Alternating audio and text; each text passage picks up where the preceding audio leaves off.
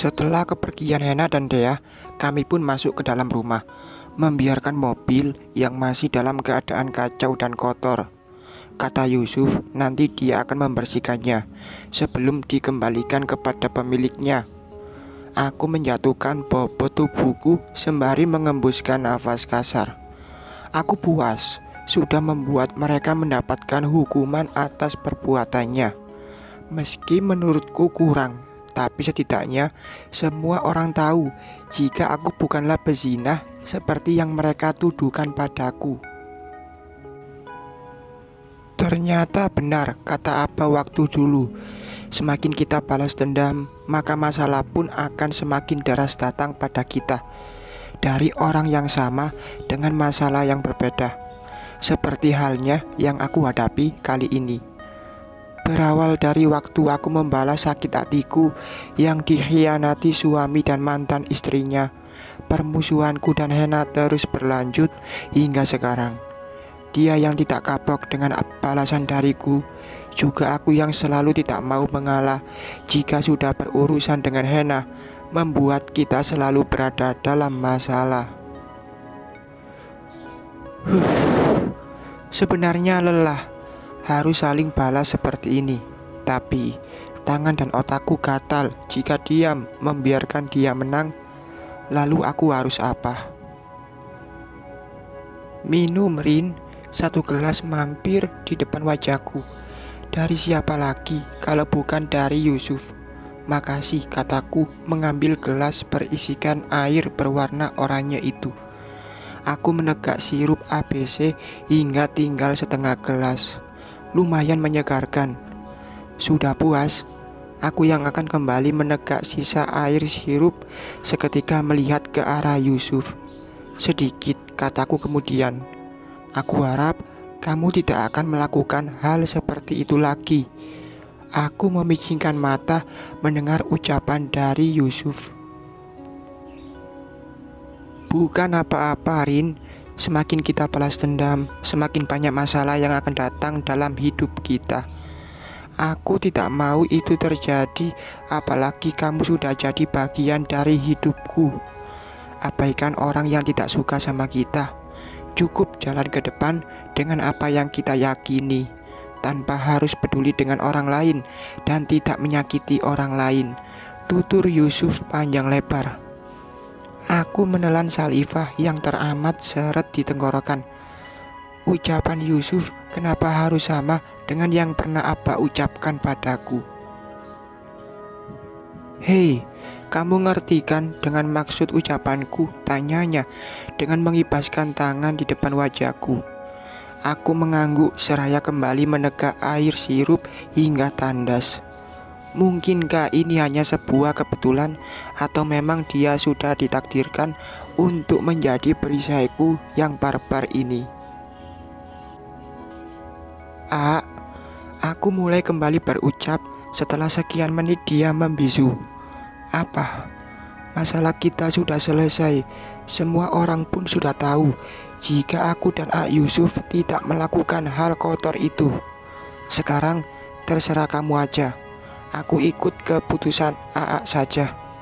Yusuf mengerutkan kening dengan tatapan tak lepas dariku.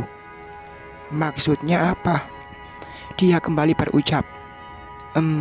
Maksudku, Yusuf ingin mengakhiri pernikahan kita ini, mungkin. Tidak, aku tidak ingin melakukannya. Kenapa? Tanyaku. Karena aku bukan tipe orang yang dengan mudah mempermainkan suatu hubungan, apalagi pernikahan. Tapi kan pernikahan kita tidak didasari dengan cinta. Hei, percuma saling cinta jika ujung-ujungnya saling menyakiti dengan berpaling ke lain hati. Terserah jika kamu ingin pergi, tapi yang jelas aku tidak akan mengucapkan kata perpisahan. Pungkas Yusuf. Dia pergi entah kemana. Aku menyandarkan punggungku seraya mengembuskan nafas kasar. Ternyata percuma saja mengatakan kepada seluruh dunia tentang aku dan Yusuf yang tidak melakukan zina. Toh, ternyata pernikahan ini masih akan terus berlanjut. Entah sampai kapan. Belajar menerima takdir, Rin. Mungkin Tuhan memang sudah mentakdirkan aku dan kamu untuk hidup bersama. Terdengar suara Yusuf yang berucap dengan berteriak. Suaranya terdengar dari arah dapur. Penasaran dengan apa yang sedang dilakukan pria itu, aku pun pergi ke dapur dan melihatnya sendiri. Masak, ucapku lirih. Di depan sana, Yusuf tengah bergelut dengan wajan dan spatula. Aku berjalan semakin dekat dan duduk di kursi meja makan, menyaksikan Yusuf yang sedang memasak dari arah belakang. Dia tidak menyadari jika aku ada di tempat yang sama dengannya. Dia fokus pada masakannya, dan aku fokus pada pandanganku. Pandangan dari seorang pria bertubuh kekar yang lihai dengan peralatan masak. Jadi malu dilihatin istri. Aku langsung salah tingkah saat Yusuf berucap demikian, sedangkan posisinya masih membelakangiku. Apa dia memiliki mata di punggungnya?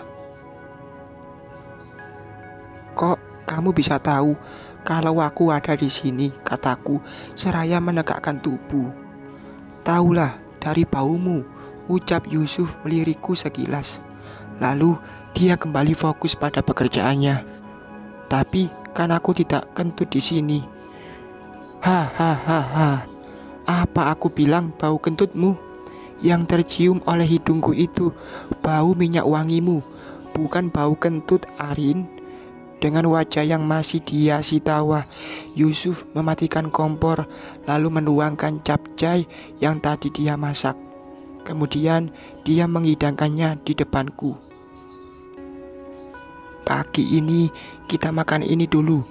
Aku belum belanja bahan masak, makanya resto juga aku tutup hari ini, ujarnya. Yusuf mengambil 2 piring lalu menyimpan salah satunya di depanku. Ini sepertinya ada yang salah. Bukannya seorang istri yang melayani suami, tapi malah suami yang melayani istri. Dunia terbalik. Sudahlah, biarkan saja. Baru sehari juga jadi istri. Rin, aku sudah mengatakan kepada kedua orang tuaku tentang pernikahan kita. Meskipun awalnya mereka kaget, tapi alhamdulillah mereka mengerti juga. Setelah aku jelaskan semuanya, aku berhenti mengunyah saat mendengar ucapan darinya. Lusa mereka akan datang berkunjung sembari liburan ke sini. Jadi bersikaplah dengan sopan santun. Tinggalkan kebarbaranmu di depan mereka. Lanjut Yusuf lagi.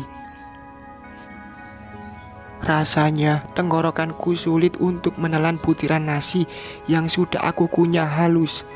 Rasanya lebih seperti menelan duri yang membuat tenggorokanku tergores.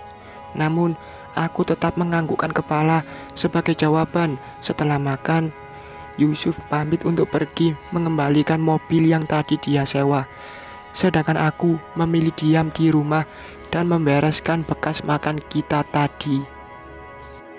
Bersambung.